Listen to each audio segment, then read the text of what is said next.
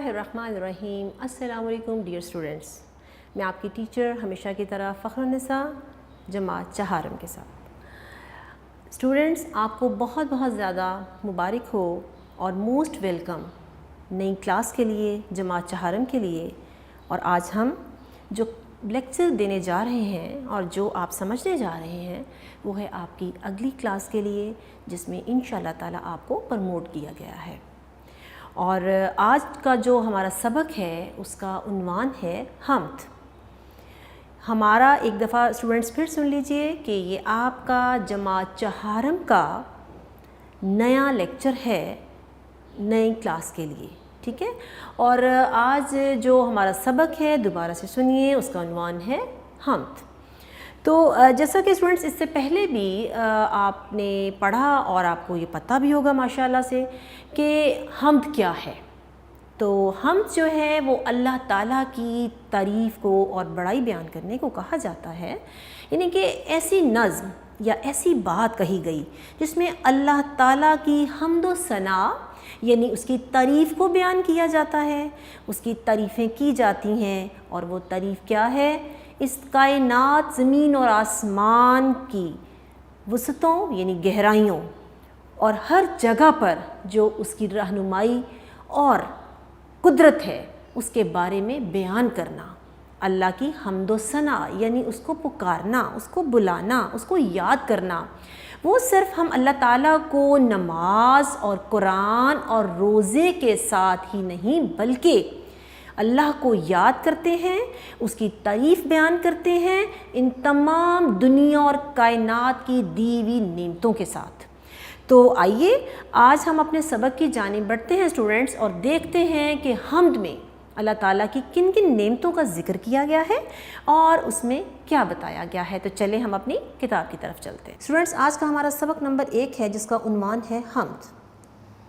تو آئیے ہم سبق کی جانب بڑھتے ہیں۔ جو چیز خدا نے ہے بنائی اس میں ظاہر ہے خوش نمائی، ہر چیز کی ہے ادا نرالی، حکمت سے نہیں ہے کوئی خالی، تاروں بھری رات کیا بنائی، دن کو بخشی عجب صفائی۔ جاڑا، گرمی، بہار، برسات۔ اسٹوڈنٹس، جاڑا سردی کے دنوں کو کہتے ہیں۔ ہر رت میں نیا سما، نئی بات، رت ہوتا ہے موسم۔ جاڑے سے بدن ہے تھر تھراتا یعنی کانپتا، سردی کا لگنا۔ ہر شخص ہے دن میں دھوپ کھاتا۔ پھوٹی نئی کونپلیں شجر میں، کونپلیں برڈ کو کہتے ہیں جو کہ کلی جس سے پھول بنتے ہیں۔ ایک جوش بھرا ہوا ہے سر میں، گرمی نے زمیں کو تپایا، بھانے لگا ہر کسی کو سایہ۔ برسات میں دل ہیں بادلوں کے، ٹھنڈی ٹھنڈی ہوا کے جھونکے۔ اسٹوڈنٹس، یہ دل کا مطلب میں آپ کو سمجھاؤں گی۔ یہاں پر آپ یہ سمجھ لیں کہ یہ گروہ ہوتا ہے۔ پیدا کیے اونٹ بیل گھوڑے، ہر شے کے بنا دیے ہیں جوڑے۔ قدرت کی بہار دیکھنے کو، روشن آنکھیں بنائی دو دو، دو ہونٹ دیے کہ منہ سے بولیں، شکر اس کا کریں زباں کھولیں۔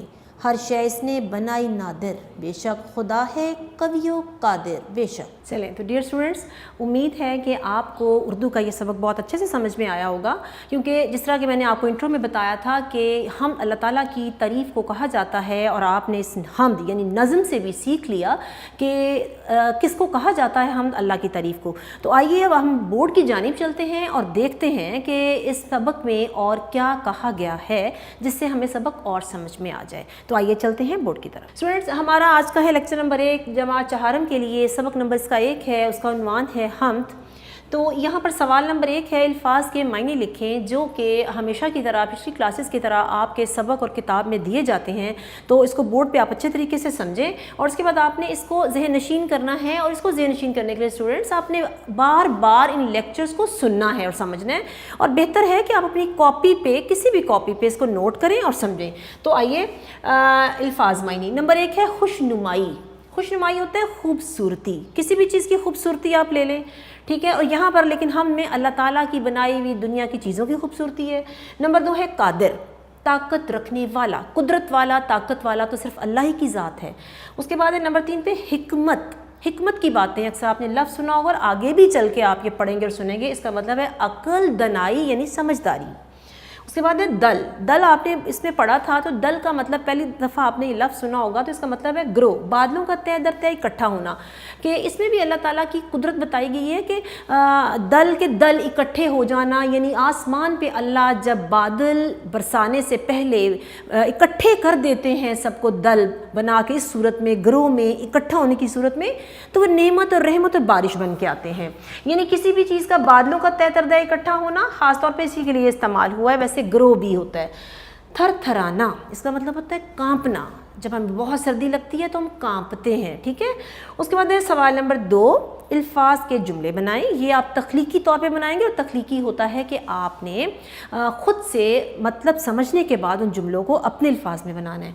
नंबर 1 है हिकमत, नंबर 2 कादर, नंबर 3 रुत, नंबर 4 खुशनुमाई, नंबर 5 पे बरसात, ये मौसम है। उसके बाद है हिकमत, आपको वही पता है, समझदारी दनाई की बातें हैं। कादिर कुदरत वाला है। रुत का मतलब समा, मौसम। खुशनुमाई खूबसूरती, बरसात एक मौसम का नाम है जिसमें बारिशें होती हैं। उसके बाद सवाल नंबर 3 पे सवालात के जवाबात हैं स्टूडेंट्स। तो यहाँ पे मैंने सवालात लिख दिए हैं, इसके जवाबात में आपको जो है, आप वैसे अगर तहलीकी तौर पर इसको करना चाहें तो आप ख़ुद भी लिख सकते हैं माशाल्लाह से। अब आप बड़ी क्लास में आ गए हैं, अगर आप इन चीज़ों को ख़ुद लिखेंगे तो ज़्यादा अच्छे तरीके से लिख सकते हैं, लेकिन मैं इनके जवाबात आपको भी बाद में बताती हूँ। यहाँ हम सवाल पढ़ते हैं। सवाल नंबर 1 है हर शय के बना दिए हैं जोड़े से क्या मुराद है, ठीक है जी।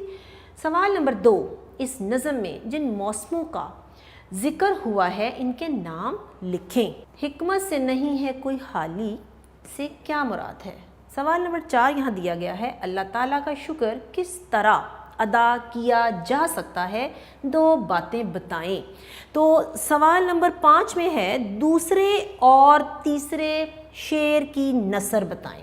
तो स्टूडेंट जो सवाल नंबर 5 है ना, तो यहाँ पर मैं जो नसर है ये आपके लिए एक नया लफ्ज़ होगा, और लेकिन जब आप अगली जमातों में जाएंगे तो इंशाअल्लाह ताला इसके मतलब को और मज़ीद समझ सकेंगे। लेकिन यहाँ मकसद ये है, नसर से मुराद है एक ऐसी नज़म, और नज़म के अंदर जो इशार होते हैं, जैसा हम ये बोलते हैं कि ये दुनिया अल्लाह ने बनाई और फूलों और फलों से सजाई, इसको एक शेर कहेंगे, ठीक है। और ये चिड़ियाघर वाला शेर नहीं है स्टूडेंट, ये एक शेर है नज़म का, इसको शीन एंड रे से लिखते हैं।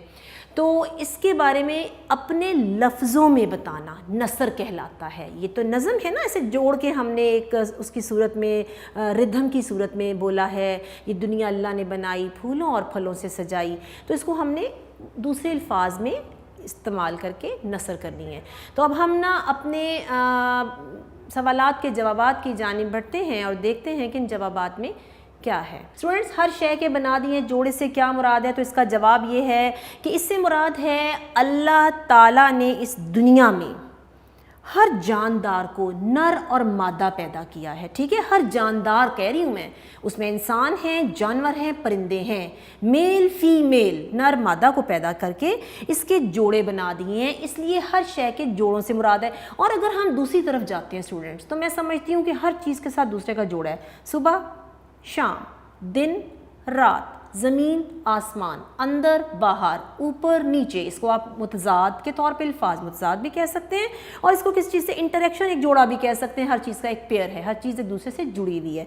उसके बाद है सवाल नंबर 2, इस नज़म में जिन मौसमों का जिक्र हुआ है इनके नाम लिखें। तो स्टूडेंट्स, इस नज़म में 4 मौसमों का जिक्र हुआ है। इनमें हुआ है जी जाड़ा यानी सर्दियों के दिन, गर्मी, बहार और बरसात का जिक्र किया गया है, ठीक है जी। सवाल नंबर 3 है हिकमत से नहीं है कोई हाली से क्या मुराद है, क्योंकि अल्लाह कुदरत वाले हैं, ताकत वाले हैं, हिकमत वाले हैं, वही समझते हैं कि निज़ाम कायनात कैसे चल रहा है। तो इससे मुराद है कि अल्लाह ने इस दुनिया में कोई भी चीज़ बेकार और बेवजह पैदा नहीं की। स्टूडेंट्स, जो जवाबात मैं आपको बता रही हूँ इसको आप बार बार लेक्चर्स में बार बार सुने। ये नहीं करना कि आपने एक दफ़ा लेक्चर सुन के छोड़ देना है, बार बार सुने इन जवाबात को, मेरे कहे हुए जवाबात को लिख लिख के देखें और फिर इस चीज़ को समझें। उसके बाद है सवाल नंबर 4, اللہ تعالیٰ کا شکر کس طرح ادا کیا جا سکتا ہے، 2 باتیں بتائیں۔ ویسے تو ہزاروں باتیں اللہ کے ذکر کی اور شکر کی، لیکن یہ صرف 2 پوچھی ہیں۔ تو دوسرے اور تیسرے شعر کی جو آپ نے بتانا ہے، جی 2 باتیں بتانی ہیں۔ چوتھا ہے اس میں نمبر 1 ہے اللہ تعالیٰ کی عطا کی ہوئی نعمتوں کے لیے اس کا شکر ادا کرنا چاہیے، ایک تو بات یہ ہے۔ نمبر 2 ہے ہمیں حمد و ثنا کر کے اس کی دی ہوئی چیزوں کا بھی شکر کرنا چاہیے۔ یعنی 2 طریقے ہیں، ہم اس کا مطلب ویسے تو بہت سے طریقے ہیں، آپ جو مرضی انداز اپنائیں، لیکن یہاں 2 پوچھے ہیں تو وہ یہ ہیں۔ آپ اپنے طور پہ بھی اسٹوڈنٹس لکھ سکتے ہیں جو بھی، کہ ہمیں اللہ کی دی ہوئی جتنی نعمتیں ہیں ان کو کھائیں، استعمال کریں، پہنیں، پئیں اور شکر کرتے جائیں۔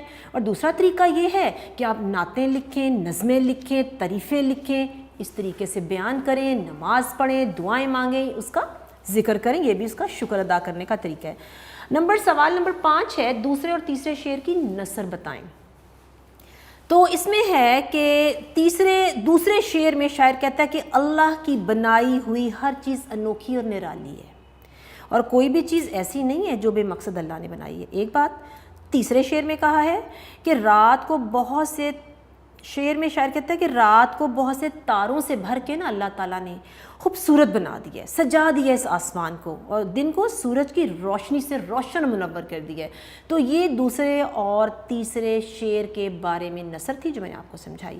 جی تو اسٹوڈنٹس یہاں پر ہوم ورک جو بتائے گئے کام کو سمجھ کر کاپی میں آپ نے لکھنا ہے، وہ میں آپ کو پہلے ہی بتا چکی ہوں۔ تو اس کے ساتھ ہی اسی امید کے ساتھ آپ اپنی ٹیچر کو اجازت دیں کہ آپ جہاں ہیں خوش رہیں، رمضان بہت بہت مبارک ہو آپ کو، نماز پڑھیں، روزے بھی اگر ہو سکتا ہے تو ضرور رکھیں، اور اس کے بعد اپنی پڑھائی پہ لیکچرز کو ضرور آپ نے سننا ہے، اور بہت سی دعاؤں میں یاد رکھیے۔ اپنی ٹیچر کو اجازت دیں، اللہ حافظ۔